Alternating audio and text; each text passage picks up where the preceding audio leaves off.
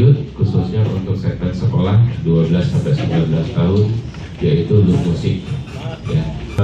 Loop Musik ini baru pertama kali dilakukan di awal tahun, sejak kemarin kita akan gelar di bulan Oktober ya, sampai dengan November, sampai dengan Agustus sampai dengan Oktober, di 16 kota di area Fatmawasuka. Secara total sebenarnya Loop Musik ini ada di 50 kota di seluruh Indonesia, dan area Fatmawasuka kita kembali ada 16 kota.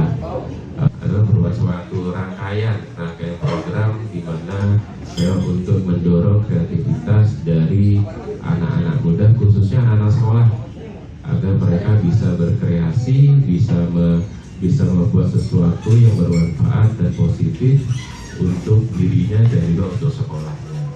Dari sisi digital, ya, dari sisi digital. Kenapa dari sisi digital?